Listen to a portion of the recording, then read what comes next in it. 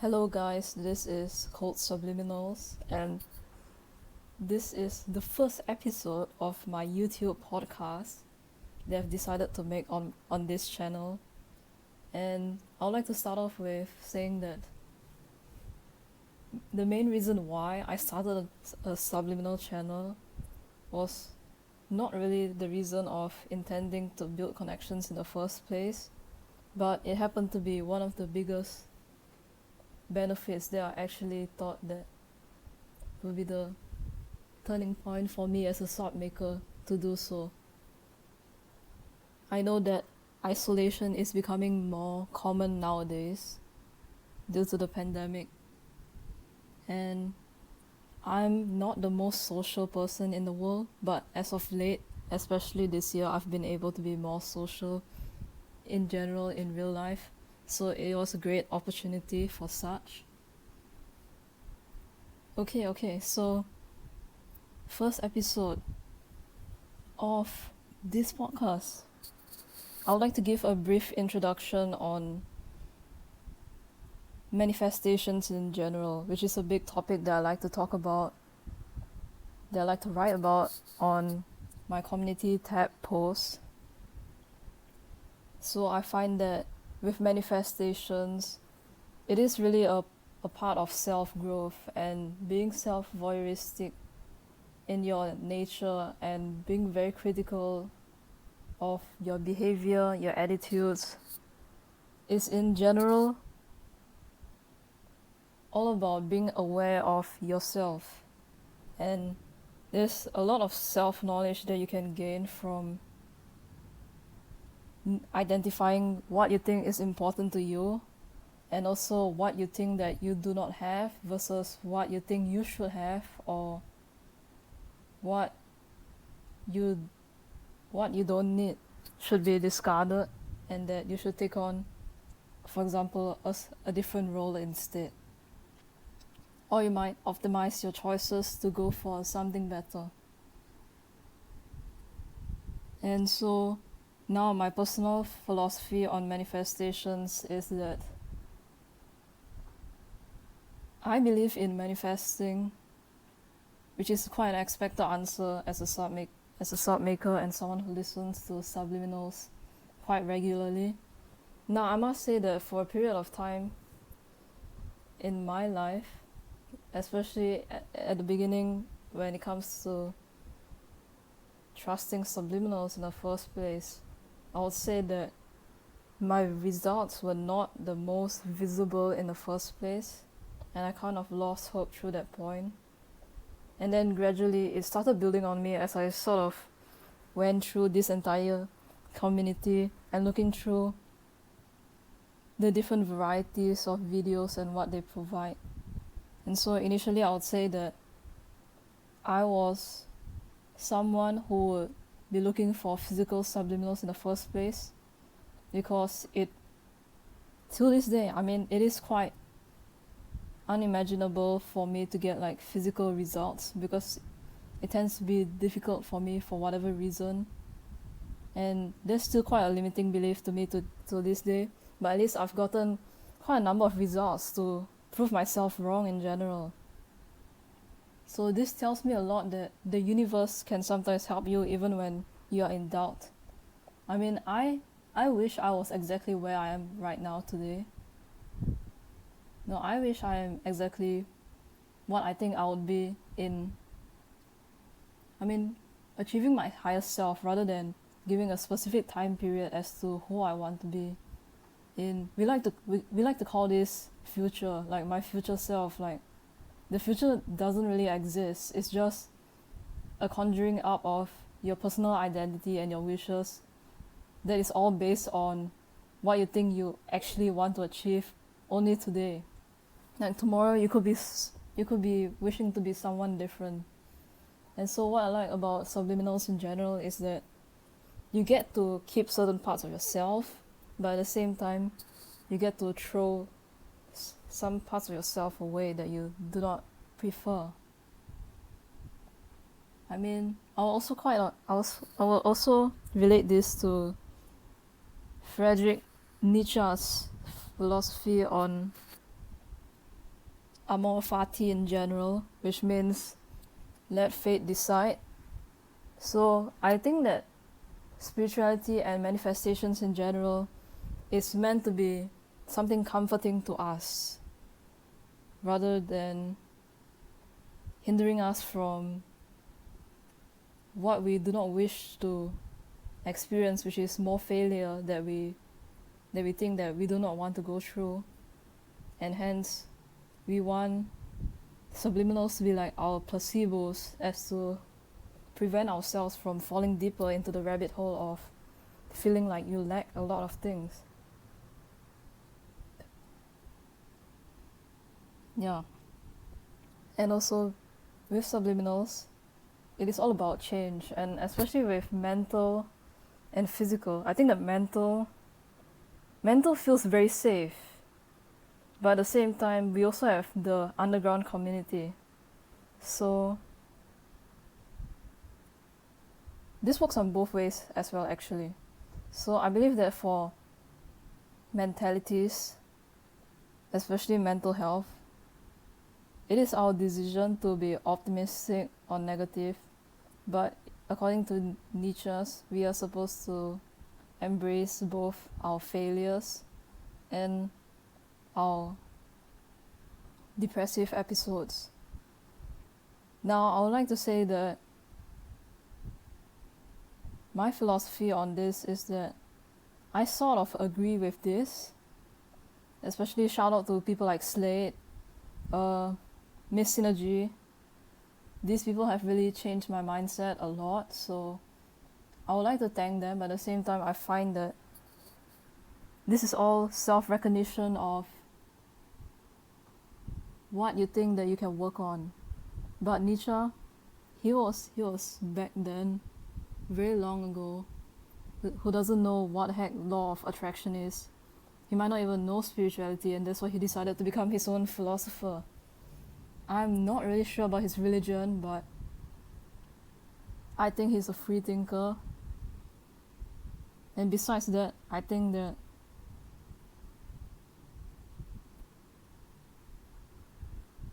religion and manifestations, sometimes there are boundaries to not be crossed for some people, but there are also some people who are not really strictly religious people in general. And for myself, I'm not religious at all. Yeah, that's it for the point I'm making. So now let's move on to... I should thank Laura for this. So Laura commented on my community tab on discussing certain things. And so the first one was healing. Now about healing, I'll say that emotional healing, physical healing, they all take time.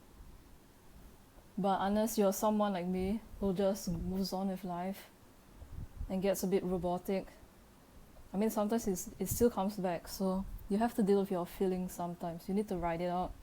Sometimes you have to discuss it with someone. And that's how you heal. Sometimes you have to take up certain hobbies or do other new things or get more other outlets to heal yourself. And I like to connect this with astrology as well. So I think your Chiron is how you heal. So at least for me, I know that my zodiac placement for my Chiron is Capricorn, if I'm not wrong. And so I heal myself through work that I make. And right now I'm currently in design school, and I'm quite satisfied with just working in general. And I do like studying multiple different things as well, if it's not evident enough in my subliminals, of course. Yeah, I like learning a lot of things, so just listening to anything educational on YouTube, learning new things, it's very Capricorn. You know, excelling in my work, especially, like, that's so Capricorn. Yeah. So take note of your Chiron and how you heal. Like, let's say if you're an Aquarius, you might want to invent something new, you know, something maybe like technology related, or some really weird stuff that probably can help people's lives. Just embrace your weirdness and probably other people can relate. Yeah, that kind of stuff. Aries as well, start something new. I can go on about this for hours. Oh my god. Because I'm into astrology. Okay, I'll stop. But you get what I mean, and if you really want to know, then just search on Google your way of healing. So associate the characteristics of that zodiac sign to your particular way of healing. So characteristics to your way of healing, yeah. Now, Laura also asked about self-love. Okay, self-love is quite a difficult topic, I must say, especially because it takes quite a while to know who you are, and people like to project onto you, and that externally infects you internally, and so sometimes the conscious reality affects your subconscious reality, and you need to take note of the kind of energies that are around you.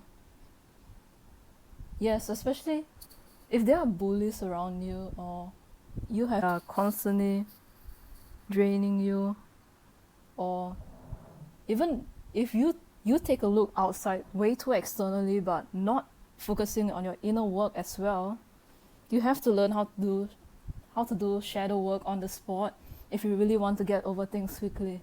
Because for someone like me who gets like really, I wouldn't call myself an empath, but I will get drained by certain people when I feel that I don't really need them in my life. So it's kind of like an intrusive energy drain. And so for me, how I do this is sort of like isolating myself or only approaching them when I feel like it. And that's how I practice self-love in general for me. Because I think that when I'm with myself, I feel most powerful. And even though I have a lot of negative energy within myself because I'm a human being, of course, I still try my best, you know. I think it's all part of life, and it is normal to feel that way sometimes. I mean, even physically, you have to know what your physical insecurities as well. So you have to make lifestyle changes, be it what you eat and what you do. Yeah, you need to connect your mind, body, soul, spirit all together. But I know that shit's difficult. But it is a process. And not everyone has the money to do it. Not everyone has the time to do it. But you have to make time for it. You have to do something about it. And that's all part of self-love. Laura also asked about insecurities. Insecurities is sort of tied in with self-love at the same time. So I want to say that insecurities usually stems from dissatisfaction, either from the external. So somebody could be like, your dress looks ugly, so then you sort of need to, and then suddenly in your head, that turns into a message of, I need to revamp my entire style. So you need to watch out for what's going on. You need to know who you are, you need to know what you like, and you need to know what's valuable to you or not. So if you're the kind of person who doesn't care what the heck you dress like, then that comment is nothing to you. Or I should say that even though you do not pay as much attention to it, you still have to tackle the problem of this. It's not really your problem, but it's their problem for projecting their insecurities onto you, such that it becomes an insecurity of your own self. And so you need to watch that. So either really do not take that person seriously. Yeah, unless you should be able to know how to take a joke versus someone who's like super random, or someone who does it that often. Then it's no need to do so. Yes. Also, the second last, Laura wanted to know about my take on beauty standards. Now, the thing about beauty standards is that it's an ever-changing landscape. Suddenly we think of like, no, actually, I would like to say that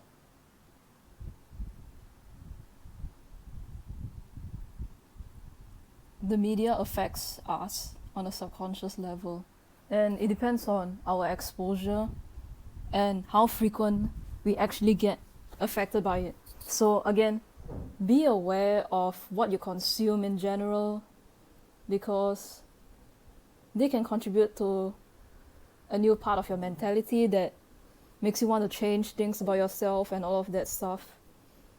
So we all know that right now there's been a huge shift from white people, like preference in like everybody is different. Let's talk about that.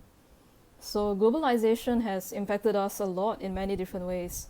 So it usually comes from, it don't stem from white people having power in the first place. And so Western countries they sort of have that power. They sort of grew to be more globalized. They sort of amplified what to expect for the world in general. They are sort of like the producers and the creatives in general. So it's like a melting pot. But at this point in time, I think that we have overlooked many countries that do not get televised as much. And that is mainly because of communication barriers such as language. And right now, from English to K-pop, yeah, some people are into Japanese, and everybody has their own preferences in general. So with beauty standards, I really do think that it is an ever-changing landscape, and it is your choice as to whether to be affected by it or not. Because I think I've been affected by it, but it's also part of personal preferences. So let me be very honest right here. So let me say that I will gravitate myself to subcultures, and subcultures like it's very white people-ish. So let's say grunge, rock, punk. Like probably there will be probably 10% of my personality. I don't know what to estimate it, but my level of beauty standards towards rock stars in general is that I like their aesthetics, and their faces, sort of like the heroin chic kind of dark eye circles, the messy hair and all of that crap, just because I'm into it. But I do not take it too seriously because I know what I can physically achieve as someone who is not white. In actual fact, I'm actually mixed race Asian. I am like half Middle Eastern blood and half Chinese, so I sort of have certain genetic responses that will not provide me with looking pale in general in terms of skin color. I know that you can technically manifest to embody someone so much, but that's not my thing. Like I'm a double Aquarius in astrology, so my take on that is that I have really niche preferences in general, and I am proud of it. And I would like to say that the external definitely influences me, and I try to stay away from that as much as possible. But it is growing on me with the more time I spend on my phone, I guess, with social media and all of these things. It is quite normal nowadays to feel like you are conforming to society a little bit. It's getting more prevalent through TikTok and all of that other social media platforms. What you see on television, if you actually watch television still. Sorry about that, guys. I'm just being honest. Okay, last but not least, feminism. So about this thing about feminism, I think that in the subliminal community, I would say that I see a lot of subliminals on the dark feminine, the light feminine, the and other feminine archetypal subliminals that I see everywhere. I think that it is really a very like conjured up image of the kind of women that we see in the media again.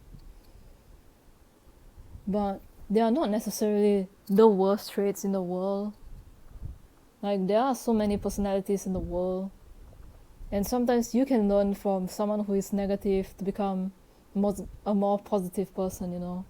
Like, I actually found my strength through somebody who bullied me for being the strangest kid on the world when literally I just had a school uniform on. I'm in the same school as her, and I just like something different, and she made fun for me for it. So I'm like, what is this? Like, I don't know. So I mean, I did change a bit because of her, but at the same time I still kept that part of me with me.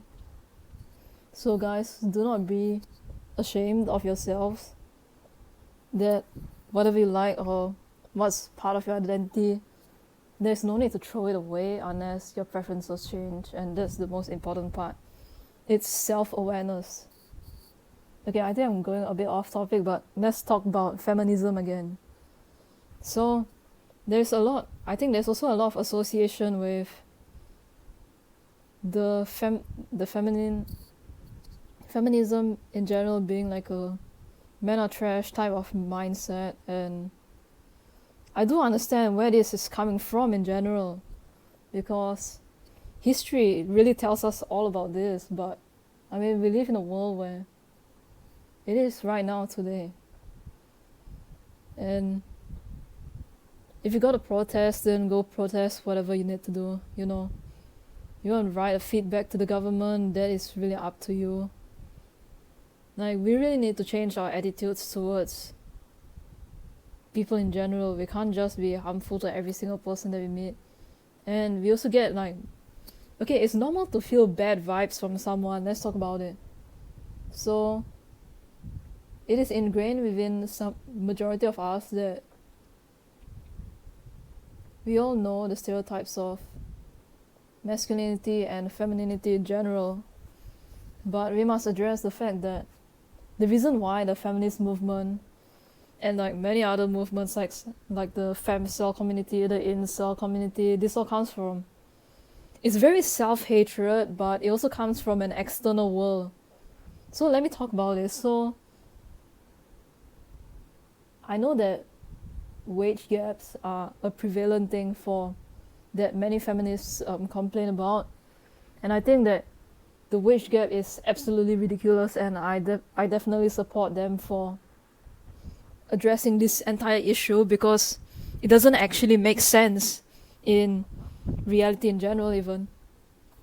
And it's also about this thing called I would like to say that feminine creatures are more likely to be prone to jealousy and keeping it in, you know, getting this energy, sort of like you're taking it in from the external and then you're projecting into yourself inwards. That happens for the masculine energy as well, but the masculine energy sort of takes the external, probably will take in like 30%, and then the 70% is going to reflect back and that 70% is going to be like I'll let it out in the fight, you know, that kind of situation. I mean, with the feminine, for like some of them, they will take revenge. Like your femme fatales, they take revenge. So that's my take on feminism. And if you want an opinion on archetypes in general, I'll say that what the world has done great so far is that we have told women in general that you are brave, you are strong, and that nobody can tell you what the heck to do, you know. And I want the message to be more normalized, and I think that we as a society, we're doing quite a great job at spreading that through, like, be it musically, like Blackpink with all this empowering music forms, pop music in general. Sorry, this is way too westernized, but this is how I can connect generally to what's popular out there. So absolutely, it's all about knowing self-worth and recognizing your self-identity rather than being subservient to male counterparts, which is extremely traditional and nobody likes that. Yeah, everybody wants to move on from that. We want to be ourselves, and that's the best part about it. Yeah, and that is the end of the podcast.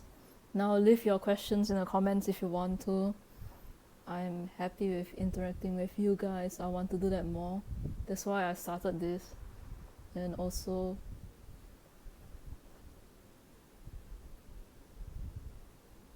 take care of yourselves. Goodbye.